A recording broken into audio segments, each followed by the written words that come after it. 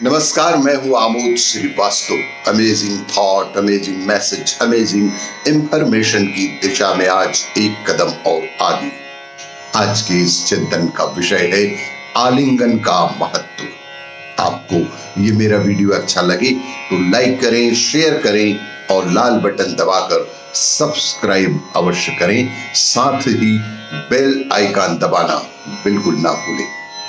आज के इस चिंतन का विषय आलिंगन के महत्व। मैं जब संसार के सर्वोत्तम आलिंगन के बारे में सोचता हूं तो मुझे आश्चर्य होता है कि भारतवर्ष में आलिंगन के इतने सुंदर उदाहरण हैं कि किस एक को सर्वोत्तम कहा जाए और किस एक को दूसरे क्रम पर रखा जाए। वास्तव में किसी एक उदाहरण को चुनना और उसे सबसे ऊपर रखना बेहद कठिन कार्य है।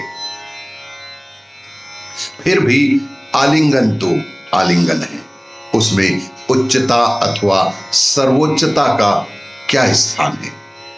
उसमें तो बस भावनाएं ही देखी जाती हैं कि आपके आलिंगन के पीछे भावनाएं कैसी हैं। अच्छा, लोगों ने आलिंगन को केवल प्रेमियों तक सीमित कर दिया है।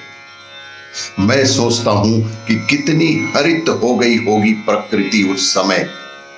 मैं सोचता हूं कि कितनी हरित हो गई होंगी प्रकृति उस समय जिस समय यह सृष्टि पहली बार महादेव और आदि शक्ति के आलिंगन की गवाह बनी होगी। जब पहली बार शिव ने शक्ति को आलिंगनबद्ध किया होगा, क्या दृश्य रहा होगा। वैसा दृश्य अनंत काल तक प्रकृति को फिर देखने को नहीं मिला होगा, यह निश्चित है। मैं सोचता हूं जब इसी भारत भूमि पर अवतार लेकर भगवान श्री राम ने सीता मैया को और भगवान श्री कृष्ण ने देवी राधा को गले लगाया होगा, किस हद तक हर्षाई होगी यह धरा, किस हद तक प्रसन्न हुई होगी ये प्रकृति।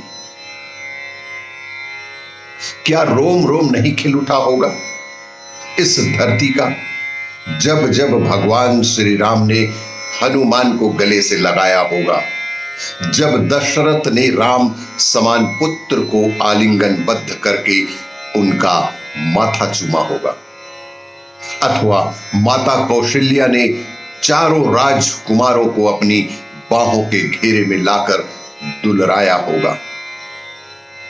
आलिंगन को केवल प्रेमियों तक सीमित मत रखिए। आलिंगन तो वह रहा होगा जब पिता अर्जुन के युद्ध क्षेत्र में दूर निकल जाने पर वीर अभिमन्यु अपनी छाती फुलाकर निकला होगा और माता सुभद्रा ने उनका माथा चूमकर उसे विजय के लिए विदा किया होगा।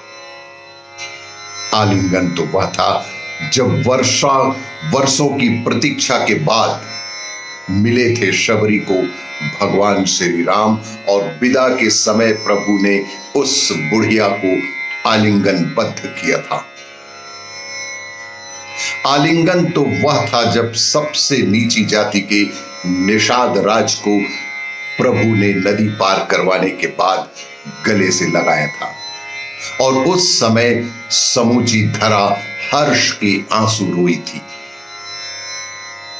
आलिंगन वह था जब वनवास के दौरान भरत के पहुंचने पर श्री राम दौड़े आए और अपनी ओर दौड़कर आते भरत को गले से लगा लिया था, आलिंगन बद्ध हो गए थे।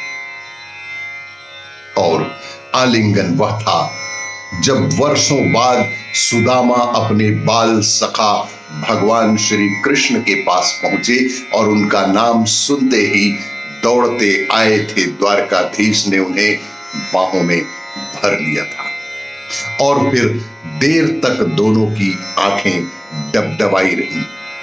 दोनों शांत निश्चल आलिंगनबद्ध बने रहे। आलिंगन केवल प्रेमियों की वस्तु नहीं है, आलिंगन का अर्थ बहुत ही गूढ़ है। आलिंगन वह होता है जब राजपुतानी स्त्रियां स्वयं अपने पुत्रों, अपने पतियों और बंधु बांधवों को जिरह बख्तर बना पहनाकर, तिलक लगाकर और आरती उतारकर उन्हें रण क्षेत्र में भेजा करती थी। उसके पूर्व उन्हें आलिंगनबद्ध करती थी। आलिंगन वह होता था जब भारतवर्ष की स्त्रियां युद्ध में वीर गति को प्राप्त अपने यशस्वी पति की चिता को आलिंगन करते हुए सती हो जाया करती थी। और आलिंगन वह होता था जब युद्ध जीत कर आए सैनिक, सिपाह सालार और राजे अपने दोबारा अपने परिवारों से मिलते थे और एक दूसरे से आलिंगनबद्ध होकर खुशियां मनाते थे। आलिंगन के इतने सुंदर उदाहरण केवल और केवल भारतवर्ष में ही मिल सकता है। भारत देश महान है। आपको ये मेरा वीडियो अच्छा लगे तो लाइक करें, शेयर करें और सब्सक्राइब अवश्य करें। धन्यवाद।